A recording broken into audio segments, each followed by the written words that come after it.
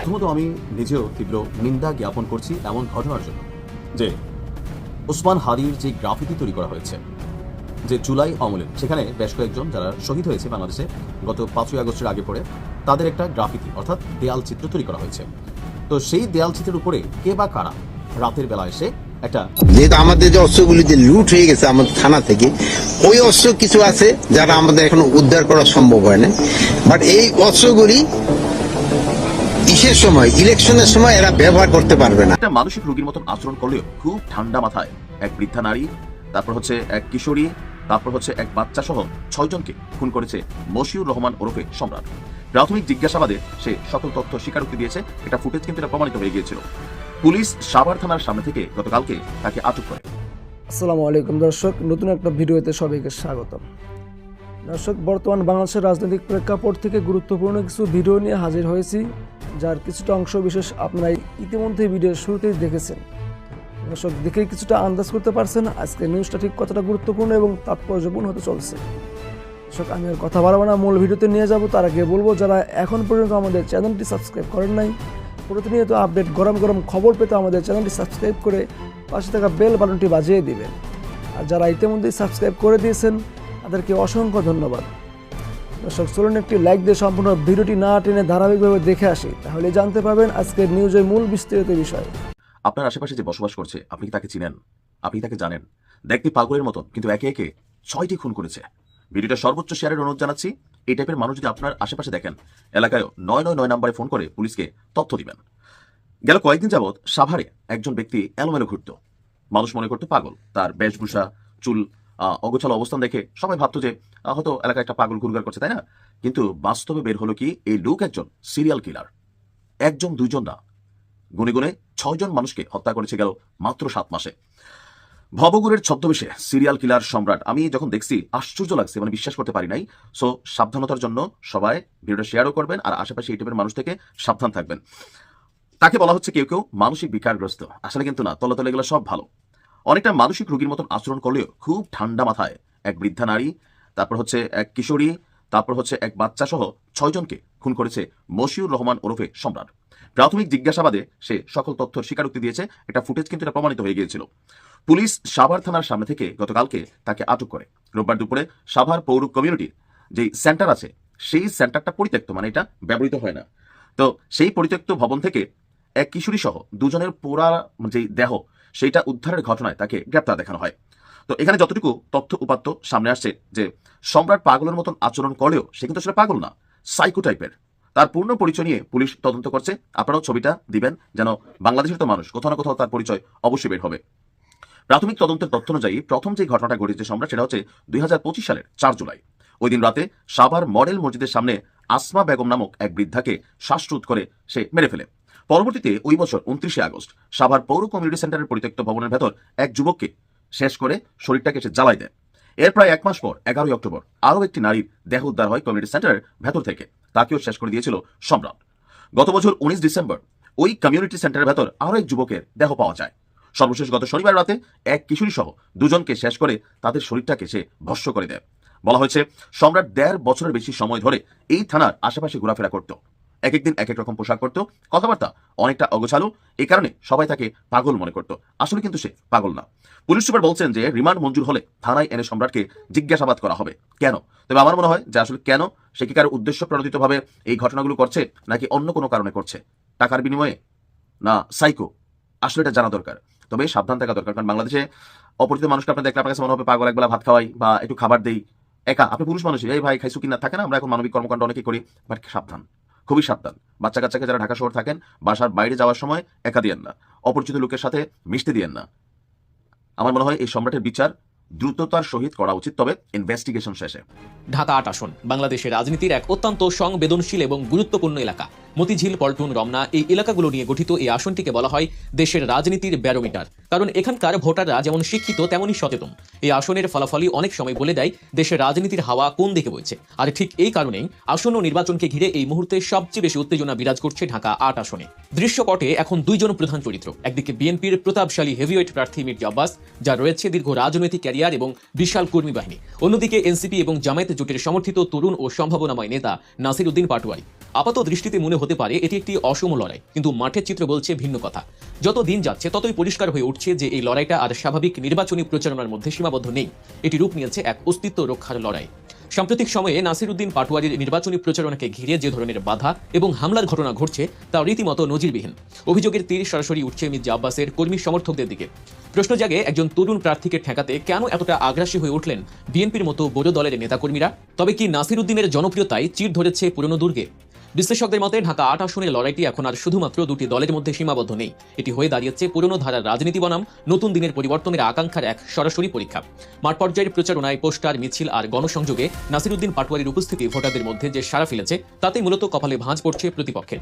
বিশেষ করে তরুণ ভোটার এবং সাধারণ ব্যবসায়ীদের মধ্যে নাসির উদ্দিনের গ্রহণযোগ্যতা ঈর্ষণীয় পর্যায়ে পৌঁছেছে। আর ঠিক এই জায়গাতেই আঘাত হানার চেষ্টা চলছে।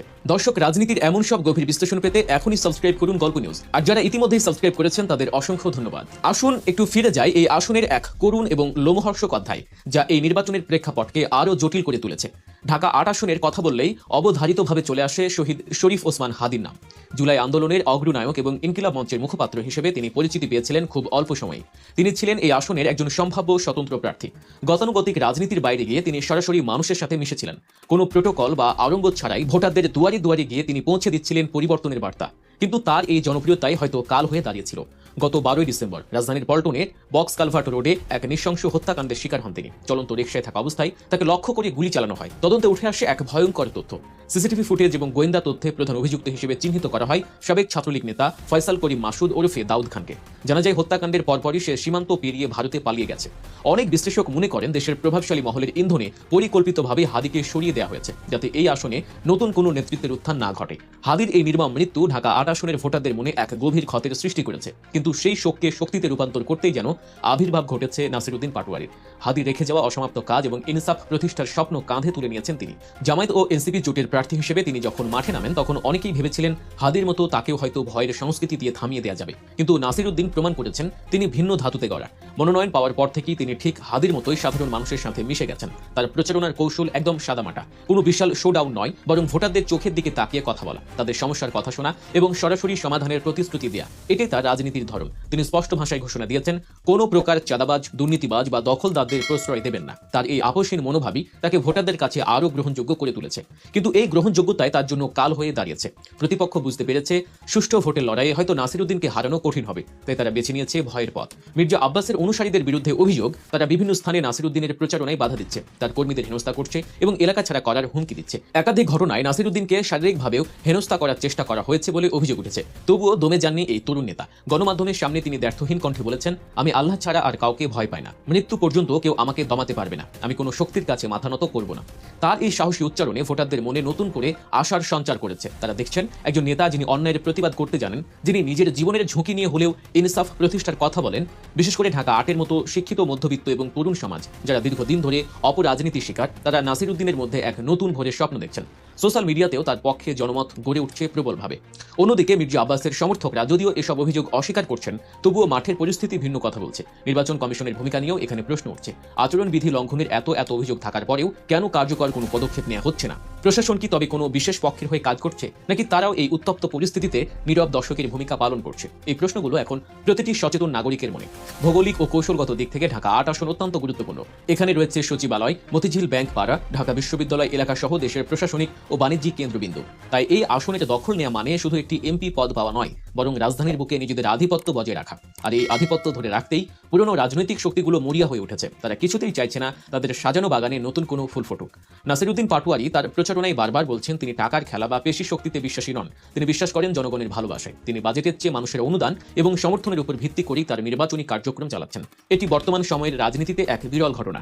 যেখানে কোটি কোটি টাকা খরচ করে নির্বাচন করাটাই রেওয়াজ হয়ে দাঁড়িয়েছে, সেখানে এমন স্বচ্ছ রাজনীতি ভোটারদের নতুন করে ভাবতে শেখাচ্ছে। তিনি ভোটারদের প্রতিশ্রুতি দিয়েছেন তিনি নির্বাচিত হলে এই আসনকে একটি মডেল আসনে রূপান্তর করবেন, যেখানে কোনো সন্ত্রাস বা চাঁদাবাজি থাকবে না। এখন প্রশ্ন হলো, আগামী দিনগুলোতে পরিস্থিতি কোন দিকে যাবে? নাসিরউদ্দিন কি শেষ পর্যন্ত নির্বাচনের মাঠে টিকে থাকতে পারবে, নাকি পর্দার আড়ালের সেসব হিসাব নিকাশ পাল্টে দেবে ভোটের ফলাফল? বিশ্লেষকরা সতর্ক করছেন, ভোটের দিন যত ঘনিয়ে আসবে উত্তেজনা তত বাড়বে। প্রতিপক্ষ হয়তো আরও নতুন নতুন কৌশল নিয়ে মাঠে নামবে। ভোটারদের ভয় দেখানো, কেন্দ্র দখল করা কিংবা গুজব ছড়ানোর মতো ঘটনাও ঘটতে পারে। তবে এবারের পরিস্থিতি কিছুটা ভিন্ন।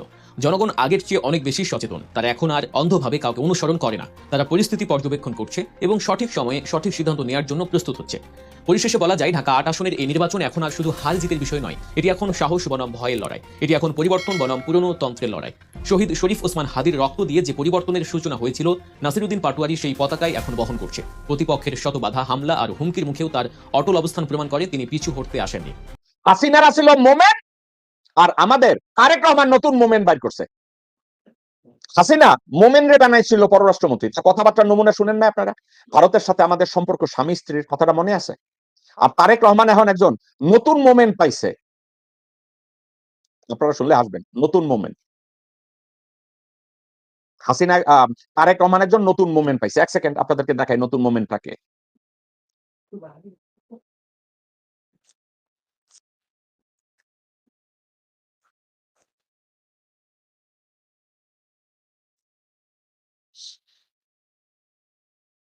দর্শক শ্রোতা, মোমেন্ট সব জায়গায় বেইজ্জতি হইতো। কেন বেইজ্জতি হইতো? তার কথাবার্তার ধরন, আচার আচরণ, এগুলো নিয়ে মানুষ এখনো হাসে। হাসিনার পররাষ্ট্রমন্ত্রী। আর তারেক রহমান এখন কি বানাইছে, ওটারে কি বলে, একজন নতুন মোমেন্ট খুঁজা পাইছে তারেক রহমান। এই নতুন যে মোমেন্ট খুঁজা পাইছে, লেখাপড়ায় ভণ্ড, নিজের ক্যামব্রিজের এডুকেটেড বানায়, অথচ ক্যামব্রিজের তার কোনো রেকর্ড নেই। অর্থাৎ আমি বললাম যে আমি অমুক জায়গা থেকে অমুক করছি, কিন্তু ওখানে কোনো রেকর্ড নেই। তারেক রহমান তারে নতুন মোমেন্ট, অর্থাৎ তারে নাকি পররাষ্ট্রমন্ত্রী বানাবে। এখন তারেক রহমান হয়তো বানাবেও, কারণ বলদ কি আর মানে আপনি কি এই সংসারে যদি বলদ না থাকে, বলদ কয়টা কিনা সংসারে ঢুকাইবেন? এখন তারেক রহমান একজন বলদ বাইর করছে, মোমেনের জায়গাটা যে নিবে। এখন এই মোমেন্ট, হাসিনারা ছিল মোমেন্ট, আর আমাদের তারেক রহমান নতুন মোমেন্ট বাইর করছে। দেখেন এই নতুন মোমেন্টের কাজ কারবার, হাসি, কথাবার্তার স্ট্যান্ডার্ড কি? ছাড়া কোনো অসুবিধা নাই, বুঝছেন তো? তো এখানে মানে যারা ক্যালকুলেট করতেছে যে আমরা মেবি গো বিয়ন্ড 50, তাহলে এদের জন্য তার 100 আসন ছাড়া কোনো ব্যাপারই না। তো মোমেন্ট, নতুন মোমেন্ট। এখন এই নতুন মোমেন্টের আবার কথা শুনেন। মানে ভারতের সাথে কি সম্পর্ক হবে? ভারতের প্রধানমন্ত্রী, মাননীয় প্রধানমন্ত্রী নরেন্দ্র মোদী সাহেব চিঠির মাধ্যমে যখন উনি কন্ডোলেন্স মেসেজ জানান চেয়ারম্যান সাহেবকে, ওই লেটারেই বলছেন যে তারেক রহমান সাহেবের নেতৃত্বেই নয়া দিগন্ত এবং নয়া new phase of relations they are willing to reset. শুনছেন? তার যোগ্যতা কি জানেন? আমির খসরুর একটা ছবি দেখছেন না? কোন ছবি? আমিন খসরুর যে ছবিটা আপনাদেরকে আমি প্রায় দেখাই। আমির খসরু যখন অমিত শাহের এইখানে ধুতির নিচে মাথা দিতে গেছে, আমির খসরুর ওই হুমায়ুন কবিরের ছবিটা নাই, এইখানে পিছনে দাঁড়ানো ছিল এই হুমায়ুন কবির। কারণ আমির খসরু মাহমুদ চৌধুরীর মিনিমি হয়েছে এই হুমায়ুন। বেগম খালেদা জিয়া এটা টের পাইছে। বেগম খালেদা জিয়া টের পাইয়া সে চাইছিল এই হুমায়ুন কবিরকে তারেক রহমানের পাশের থেকে সরাইতে। খালেদা জিয়া সর্বান্তকরণের চেষ্টা করছে এই চুনকে কোলারে তারেক রহমানের পাশে থেকে সরাইতে। তো এই যে তারেক রহমানের শ্বশুরা ছিল র, তারেক রহমানের শাশুড়ি র, তারেক রহমানের বউয়ের বড় বোন বিন্দু র, তারা কি ওইখানে সরাইতে দিবে? সরাইতে দেয় নাই। এই হুমায়ুন কবির বলছে খালেদা জিয়ার কোনো ক্ষমতা নাই আমারে সরানোর, চ্যালেঞ্জ করে বলছে এই হুমায়ুন কবির। তো শিক্ষাগত যোগ্যতা কোন রকম টাইনা মাইনা গ্রাজুয়েশন করছে। শুয়োরের বাচ্চা বলছে সে নাকি ক্যামব্রিজে মাস্টার্স করছে, অথচ কোন রেকর্ড ক্যামব্রিজ অ্যাকনলেজ করছে? আমার না, লন্ডনে এক ভদ্র মহিলা আছে, ক্যামব্রিজে যোগাযোগ করছে, ওই ইমেইলের প্রত্যেকটা কপি আমার কাছে আছে। আর একটা কথা, আমি যখন এইগুলো নিয়ে প্রশ্ন করি না, কোনো ফাঙ্কির পন্থা আমার কাছে চ্যালেঞ্জ করে না, একটা কারণে, কারণ সত্যটা বেরিয়ে যাবে। সত্যটা একের পর এক আমি বলতে থাকবো। আপনারা দেখেন আমার হাতে কিন্তু কোনো কাগজ নাই, সরাসরি আপনাদেরকে বলছি সত্যগুলো।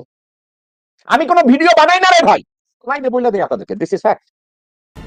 দর্শক শ্রোতা মণ্ডলী, আশা করি সম্পূর্ণ ভিডিওটি মনোযোগ সহকারে দেখলেন এবং সবগুলা বিশ্লেষকের বিস্তারিত আলোচনা মনোযোগ সহকারে শুনলেন।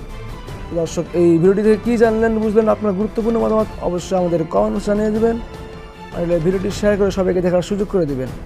দর্শক, আজকের মতো এখানেই বিদায় নিচ্ছি। দেখা হবে নতুন একটা ভিডিওতে নতুন কিছু টপিক নিয়ে।